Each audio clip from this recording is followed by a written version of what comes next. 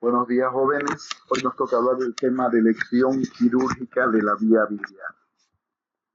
¿Qué entendemos sobre esto? Las lesiones quirúrgicas de la vía biliar principal pueden ocurrir en cualquier cirugía de abdomen superior. En 1882, Langenburg introduce la colecistectomía y la incidencia de lesiones de las vías biliares en colecistectomías convencionales abiertas era de 0,05 a 0,2%. A fines de los años 80 surge la colecistectomía laparoscópica, lo cual hace que aumente esta incidencia de lesión de la vía biliar. Dentro de los factores asociados a este tipo de lesiones tenemos relacionados con el cirujano, relacionados con el paciente, relacionados con la institución. Lamentablemente, muchos de estos errores pueden ser fatales y terminar con complicaciones que llevan a la muerte del paciente. Dentro de los escenarios posibles que pueden suceder, puede haber lo importante es hacer un reconocimiento intraoperatorio de la lesión. Lo ideal es en el momento de la cirugía darse cuenta del error de la lesión que hemos hecho. Puede haber una fuga biliar no organizada, una fuga biliar organizada también, una estenosis recurrente. Son los diferentes escenarios que se nos pueden presentar. Dentro de la presentación clínica asociado a lesiones advertidas e inadvertidas, O sea, las advertidas sobre todo somos las que nos hemos dado cuenta, lo que sucedió en el momento de la cirugía. En las inadvertidas lamentablemente no nos damos cuenta. La signosintomatología posoperatoria, podemos presentar bilirragia, que es la fuga de bilis, dolor abdominal, ictericia, fiebre, ilio posoperatorio prolongado, y un abdomen agudo quirúrgico presentar el paciente con toda su sintomatología de peritonitis. Dentro del diagnóstico, pues tenemos que tener la sospecha clínica de que tenemos este tipo de lesión. Los hallazgos intraoperatorios, al hacerle una relaparotomía, podemos encontrar también este tipo de lesiones. Una colangiografía intraoperatoria nos puede mostrar también de que hay una fuga, que no la hemos percibido, pero con la colangiografía se ve. Dentro de los laboratorios, después de la cirugía, un hepatograma, un hemograma, bilirrubinas que pueden estar aumentadas en sangre, Dentro de la ecografía, la tomografía y la resonancia magnética, pues nos ayuda muchas veces a ver una fuga, fistulografía, si tenemos una fístula externa biliar que sale, entonces hace una fistulografía y se puede ver. La colangiografía percutánea o endoscópica, ya sea la ERCP o la colangiografía percutánea, nos puede mostrar también el sitio donde hay una fuga biliar. Es el centrolograma hepático también, que casi no utilizamos ese tipo de métodos. Como le dije, la ictericia es muy importante. El paciente puede presentarse ictérico. Este cuadro de los bilioperitoneos, o sea, la presencia de bilis en el peritoneo, lamentablemente llega muy rápido a presentar el paciente un shock séptico. El ERCP nos puede permitir ver que existe una fuga, un stop, por ejemplo, como pueden ver aquí hay un stop, ya no hay paso de contraste hacia la parte superior de la vía biliar. Hay algunas clasificaciones, como la clasificación de Bismuth, de que nos clasifica las lesiones de la vía biliar de acuerdo al nivel donde se produzcan. Por ejemplo, la tipo 1, que es una estrechez baja del colédoco, el segmento proximal es de más de 2 centímetros, ya antes de llegar a la bifurcación del colédoco. Las lesiones de tipo 2, hay una estrechez a nivel de la porción media,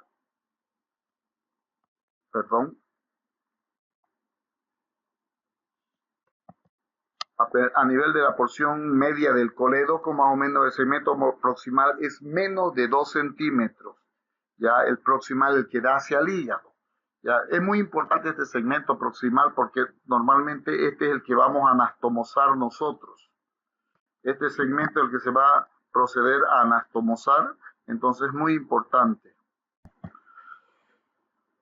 Tenemos las lesiones de tipo 3, una estrechez alta con la confluencia de ambos hepáticos intacta, pero ya casi la lesión está cerca del hepático izquierdo como el derecho.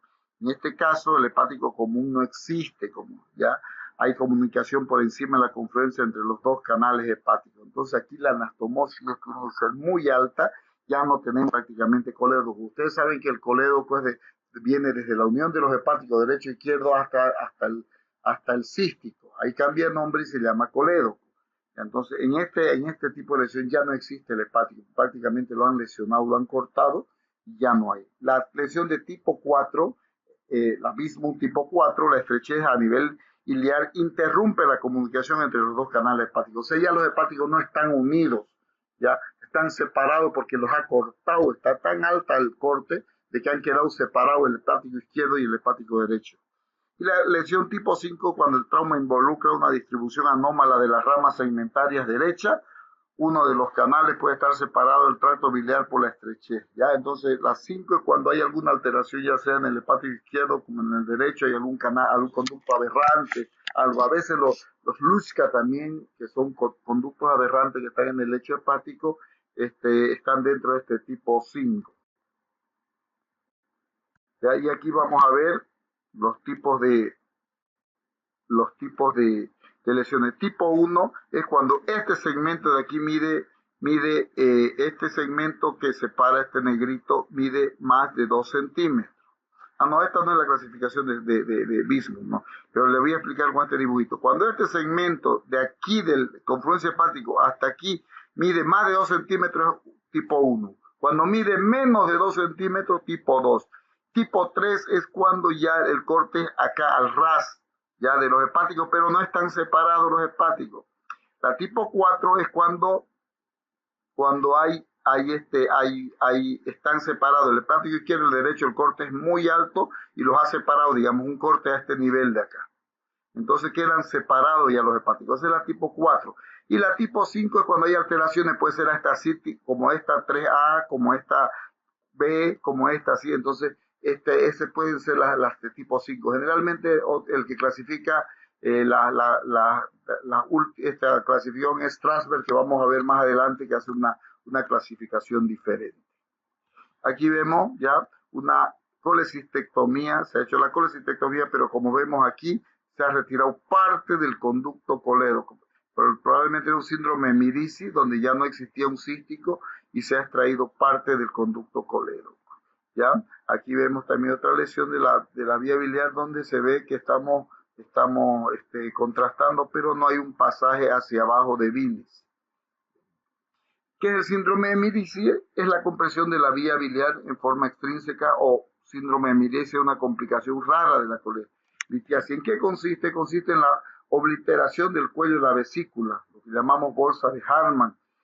Un cálculo grande va haciendo desaparecer el conducto cístico y va pasando hacia el colédoco este cálculo, ¿ya? Entonces a esto hace que se presente una fístula colecisto-coledociana, ¿ya? Entonces en las imágenes siguientes podemos ver las clasificaciones de Medici. Entonces el síndrome de Medici o fístula colecisto-biliar, ¿ya? Esta clasificación de síndrome de Medici la hizo el doctor Attila Schenden en 1989 y los clasificó los Medici. Medici tipo 1, lesiones por compresión extrínseca del conducto hepático común, solamente compresión. La tipo 2, fístula colecito-biliar con erosión menor a 1/3 de la circunferencia del conducto conducto hepático común. La tipo 3 con fístula con 2/3 de la circunferencia del conducto hepático común. Y la 4 cuando hay un compromiso total del conducto hepático común. ¿Cómo podemos ver aquí? El síndrome de Medici, ven, el cálculo está prácticamente haciendo desaparecer totalmente al conducto cístico, y el cálculo está comprimiendo el conducto hepático. En el tipo 2, 1/3 del conducto hepático está comprimido. En el tipo 3, 2/3. Y en el tipo 4 prácticamente el cálculo está dentro del colédoco, está comprimiendo y produciendo una obstrucción total. ¿Ya? Entonces la cirugía consiste en hacer la resección de esta, y no se hace la sutura directamente, sino se tiene que suturar y dejar un tubo de Kerr. En caso de que sea un tipo 4 y no se pueda realizar este tipo de procedimiento, se tiene que hacer la resección y se hace una anastomosis hepatoyeyunal. ¿Ya? Si se puede, una hepatoduodenal se hace, si no, una hepatoyeyunal en forma de Y de Roux, se lleva un asa de yeyuno. ¿no? Ese es el síndrome de Mirici. Aquí, como podemos ver claramente en esta, se ve un síndrome de Mirici grado 4, donde está 2/3 del diámetro del hepático está siendo obliterado, obstruido por este gran cálculo que hay aquí. Eso es a través de una RCP, se ha podido ver. Ven, aquí está el endoscopio. Este es el endoscopio, se está haciendo una colangiopancreatografía. Aquí tenemos otra imagen de otro síndrome de Mirici, ¿ya? Y el paso estrecho de la vía. Aquí tenemos otro, ¿ya? Síndrome de Mirici. Ya, aquí hay un síndrome de Mirici que está obstruyendo totalmente, que aquí abajo debería estar contrastada el resto del colédoco hacia el duodeno y no se ve nada. Está produciendo una obstrucción total. Acá tenemos otro síndrome de Mirici. ¿Eh? Ya, aquí vemos el cálculo, la imagen del cálculo con la dilatación. Igualmente aquí, en tomografía. Ahora Strasberg nos hace otro tipo de clasificación ya de las lesiones de las vías biliares, ya por cirugía laparoscópica. Entonces la clasificación anterior que hablábamos, la de la clasificación de Bismuth, es para, generalmente se la hacía con cirugías abiertas. Strasberg ha hecho una clasificación para las lesiones de la vía biliar por vía laparoscópica y las clasifica, como le dije, la de tipo A, cuando hay una fuga biliar en un pequeño conducto, ya en continuidad con el hepático común, un conducto cístico o canal de Lutschka, los famosos conductos de Lutschka que llamamos, ya que son conductos aberrantes que salen directamente del lecho hepático hacia la vesícula. Tipo B, oclusión parcial del árbol biliar. Este conducto unilateral es casi siempre el resultado de un canal hepático aberrante, ¿ya? Tipo C, fuga de un conducto en comunicación con el hepático común también debido a un hepático aberrante. Como ven, normalmente aquí son ligaduras que se hacen de los, clipaduras que se hacen de los conductos, pero son presencia de conductos aberrantes que laparoscópicamente muchas veces no se ven. Tipo D, aquí sí hablamos de una lesión lateral, ya, de los conductos extrahepáticos con canulación inadvertida del hepático, ya, o sea, se lo clipa. El colédoco durante la realización de una colangiografía generalmente, ya, o sea, se hace la colangiografía y se canula el hepático y se lo clipa para hacer una colangiografía y muchas veces se lo secciona. La tipo E es circunferencial de los conductos hepáticos mayores. Este tipo E corresponde a la clasificación de Bismuth de estenosis de la vía biliar. Entonces, Strasberg clasifica en A, B, C y D. Toda esta clasificación es específica para cirugías laparoscópicas. Y el tipo E es lo que corresponde a la clasificación de Bismuth que vimos anteriormente. La tipo 1, tipo 2, tipo 3, tipo 4, la clasificación de Bismuth. Y tipo 5, perdón. Aquí vemos en esta figura las diferentes lesiones que podemos hacer al traccionar sin darnos cuenta en una cirugía laparoscópica. Este es el colédoco, hepático izquierdo y derecho, y este es el cístico. Entonces muchas veces nosotros traccionamos y no nos fijamos de que estamos traccionando el colédoco, entonces ahí procedemos a hacer el clipado. Ya, entonces, como dije, traccionamos a veces, creemos que esta es la parte distal, esta es la proximal, y clipamos de esta forma, ¿ya? Aquí en esta imagen nos muestra un conducto aberrante, ¿ya? Un conducto hepático aberrante, donde de ese conducto aberrante nace la cística y está la vesícula. Entonces lo ideal sería hacer este tipo de clipadura y cortar, ¿no? Pero muchas veces solamente clipamos acá y cortamos y dejamos esta parte fugando. Son diferentes opciones. A veces clipamos muy abajo y mordemos, traccionamos mucho la vesícula y mordemos el conducto colédoco y hepático produciendo su obstrucción con los clips. ¿Ya? Aquí hay otra imagen que se repite. ¿Ya? A veces al pinzar podemos también lesionar, podemos producir una lesión del conducto hepático colédoco y desgarrarlo y hacerlo sangrar. Entonces, de acuerdo a las lesiones que se podrían presentar, ¿ya? Tenemos lo que vimos, la clasificación tenemos, puede ser una fuga a nivel de muñón cístico, es una lesión que podemos encontrar, ya, un tipo de lesión, ya. Otra fuga de los conductos aberrantes en el lecho, que son los conductos de Lutzka, también se puede presentar esta situación. Lesión de un sectorial, o sea, ya sea el hepático izquierdo o el hepático derecho. Lesión combinada de sectoriales, ya hepático y vía biliar común. Lesión aguda de la vía biliar y confluencia intacta, ya cuando cortamos, ya esas son las 5. Lesión crónica de la vía biliar común y confluencia intacta, lesión aguda de la confluencia y por último el 4B,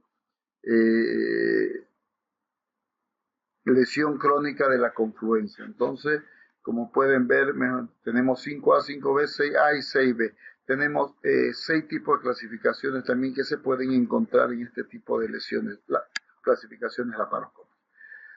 De acuerdo a este tipo de lesiones, pues tenemos los diferentes tratamientos que se tendría que hacer. Cuando tenemos una fuga biliar proveniente del conducto cístico, es una lesión muy buena, muy benigna, porque probablemente fue porque no clipamos muy bien el cístico, entonces se ha presentado este tipo de fuga. Entonces se puede presentar como una fuga no organizada, o sea que se expandió la bilis y no hizo una peritonitis biliar, o una fuga organizada que no hace un bilioma. Ya, el diagnóstico pues se lo hace de acuerdo a la sintomatología, ecografía, tomografía, inclusive ver las colecciones, ¿no? Y el cuadro, si es fuga no organizada, nos va a dar una peritonitis. ¿Ya? El tratamiento hay que hacer la laparotomía, hay que ligar ese muñón por donde está fugando bilis, ya lavar perfectamente esa cavidad, ya drenar las colecciones y lavar muy bien y colocación de drenaje. Ese es el procedimiento que se tendría que hacer. En la lesión de tipo 2, los conductos biliares aberrantes, o sea, conductos de Lutzka que llamamos nosotros, como digo, cuando hay reconocimiento intraoperatorio, ¿qué es lo que nosotros hacemos? Le hacemos un puntito ahí en el lecho hasta el conducto y lo cerramos.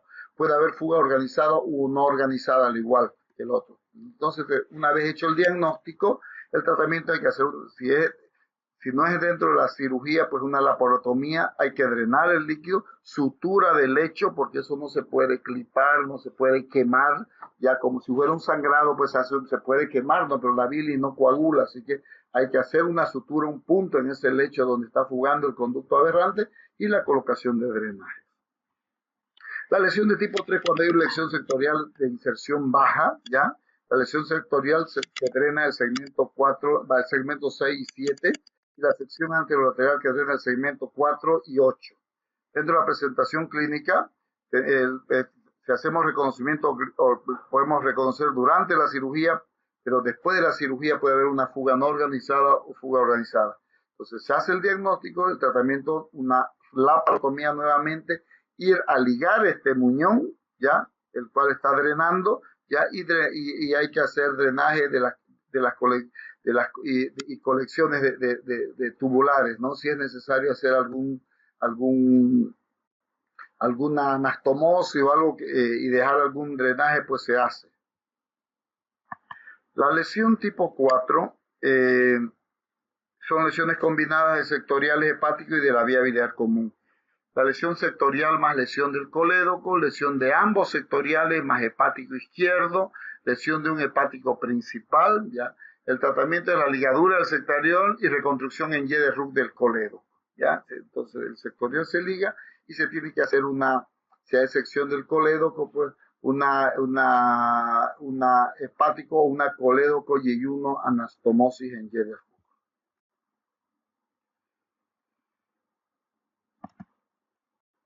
La lesión de tipo 5A, cuando hay una lesión aguda de la vía biliar común y confluencia intacta, el compromiso parcial del tratamiento es la plastía con tubo o sin tubo. Generalmente hacemos nosotros con tubo de Kerr más drenaje. Ya cuando hay una lesión solamente aguda, cuando se ha pellizcado y hay una perforación de la vía biliar común, ¿ya? Cuando hay una sección total, el tratamiento es la colédoco anastomosis terminal y se deja un tubo en T, ¿ya? Se puede hacer también una hepatoyeyuno anastomosis en Y de Roux, cuando no se puede hacer una anastomosis terminal. La lesión, Aquí vemos un drenaje biliar externo donde hay pero aquí hay una obstrucción por un mirici, ¿no? Otro drenaje biliar externo izquierdo, ya donde se deja como los tubos de Kerr. Se ha reparado la vía biliar y se deja tubos de Kerr, ¿ok? Un puro drenaje hecho por tubos de Kerr. Entonces, la coledocoanastomosis término terminal se hace de esta forma, ¿ya? Pero nosotros al hacer la coledocoanastomosis siempre dejamos un tubo de Kerr. Podemos dejarlo fuera de la anastomosis o a veces lo dejamos también ahí en el mismo lugar donde hemos hecho la anastomosis, el tubo en T. Puede permanecer hasta un mes, podemos dejarlo ese tubo ahí sin ningún problema, ¿ya? Otras veces lo dejan hasta 3 meses. Y esta es la Y de Roux, que se hace una colédoco-yeyuno anastomosis o hepato-yeyuno anastomosis. Aquí se hace la anastomosis del conducto hepático común o el colédoco hacia el yeyuno que se lleva de esta forma. Ya se puede llevar un asa en Y de Roux o un asa, un asa omega, en forma de omega también se puede llegar sin hacer la Y de Roux.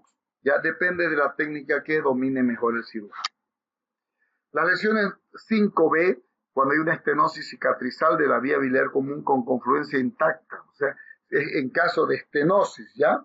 Se puede hacer dos tipos de técnica, una plastilla de Heineken-Mikulicz se llama, que ahí cuando tenemos la estenosis se hace un corte perpendicular ya al colédoco y se lo cierra en forma transversal, lo cual permite que esa zona que estaba estenosada se dilate. Entonces cortamos perpendicular, ¿ya? Y cerramos en forma transversal u horizontal, lo cual nos permite que esa zona se ensanche y dejamos siempre un tubo de Kerr. La otra opción se recomienda es una cirugía biliodigestiva, una colédoco, una hepato-yeyuno anastomosis, ¿ya? En Y de Roux. La lesión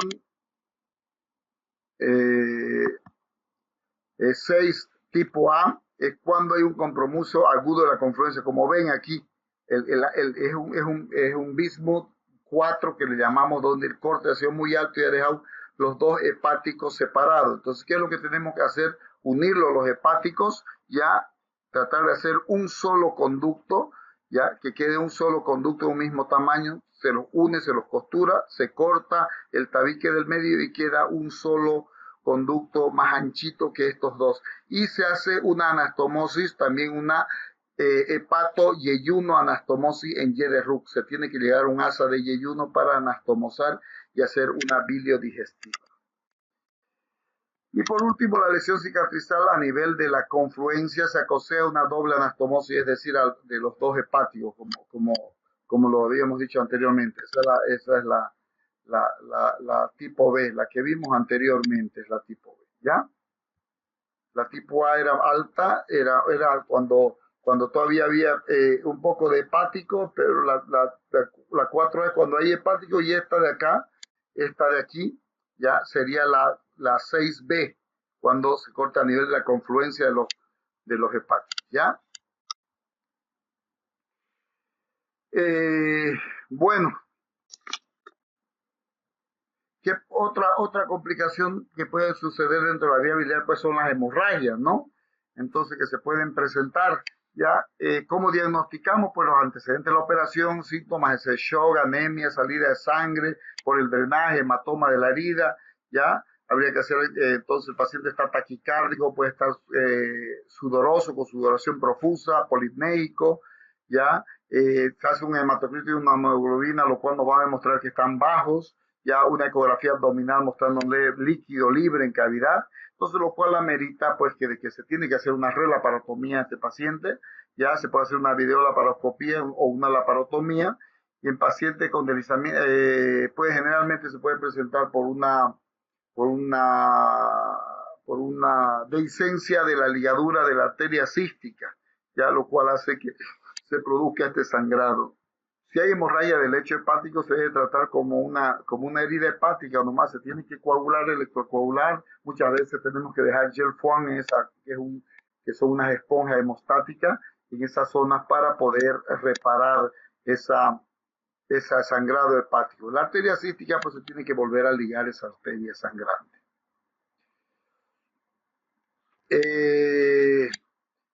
Otra complicación que podría presentar una pancreatitis postoperatoria, ¿ya? Puede ser por una ligadura o sección del colédoco, el paciente debutar también con una pancreatitis, ¿ya? El diagnóstico es pues por la misma sintomatología propio, va a presentar síntomas de una ictericia obstructiva, un síndrome coledociano, por la ligadura y sección de este conducto. El tratamiento tiene que ser en un hospital ya grande donde haya personal especializado en poder hacer la reparación de la vía biliar principal de acuerdo a las diferentes técnicas que puedan presentarse. ¿Qué pasa si, digamos, la arteria hepática, sobre todo la hepática derecha, es la más factible de hacer una ligadura dentro de la cirugía de vesícula biliar? Entonces, hay que ver los antecedentes de la operación para saber la sospecha. Puede aparecer un paciente con síntomas de shock precoz, puede tener un coma hepático, ¿ya? Tratamiento, sospecha que existe esta lesión y usar antibióticos. Se debe usar bastante antibiótico ya para tratar de contrarrestar esto y probablemente el paciente termine en una hepatectomía, se tenga que sacar todo ese segmento derecho para que ha quedado prácticamente sin irrigación. ¿Qué pasa cuando hacemos estas derivaciones bilirodigestivas, ya sea la hepatoduodenoanastomosis o hepatoyeyunoanastomosis? Dentro del diagnóstico pues tiene que haber la sospecha de acuerdo a la operación que se ha hecho ¿ya? Los síntomas y síntomas de peritonitis porque va a haber fuga de líquido intestinal como también de bilis, ya hay que hacer exámenes de laboratorio, hemograma, radiografía, simple de abdomen, en posición horizontal, punción abdominal no se realiza, pero sí tomografía o ecografía abdominal para ver la presencia de líquido libre. Los síntomas y signos de peritonitis son infalibles. Si hemos hecho un paciente una cirugía biliodigestiva y al otro día o a los 2 días el paciente presenta un abdomen agudo como peritonitis, significa que hay una fuga, algo ha salido mal en esa anastomosis y tenemos que entrar a intervenir, reoperar a ese paciente. ¿Ya? Entonces, ¿qué se tendría que hacer con ese paciente? Ya, intervenir nuevamente, aspirar bien la cavidad abdominal, practicar una yeyunostomía, dejar colocado un drenaje, ya, y una reanastomosis de la anastomosis o verificar dónde está la fuga para poder reparar la fuga que se haya presentado. ¿Ya? Aquí hay una imagen de una patología rara donde se ve un doble colédoco, que no es muy común. Este es un hilo biliar. Un hilo biliar generalmente se produce porque es la salida de un cálculo hacia el tubo digestivo, hacia el intestino delgado, por una fístula, generalmente colecisto duodenal. La vesícula se une al duodeno, el fondo de la vesícula, y forma una fístula por donde sale un cálculo en la vesícula y se entra al duodeno a través de esa fístula y va migrando por el intestino y llega un momento en que, como ven aquí la imagen del cálculo, se obstruye y obstruye el intestino. Generalmente se produce a nivel de la válvula ileocecal. Llega el cálculo ahí, no puede pasar la válvula ileocecal, entonces obstruye y nos produce un cuadro de oclusión intestinal. ¿Ya? Es un cuadro quirúrgico netamente porque no se puede solucionar de otra forma. Y aquí vemos ya la imagen quirúrgica, aquí vemos el intestino que está conteniendo un objeto adentro. Al abrir el intestino verificamos la presencia de 2 cálculos bastante grandes que estaban produciendo la obstrucción. En eso consiste un hileo biliar. Y eso es todo en lo concerniente a lesión de la vía biliar. Muchas gracias.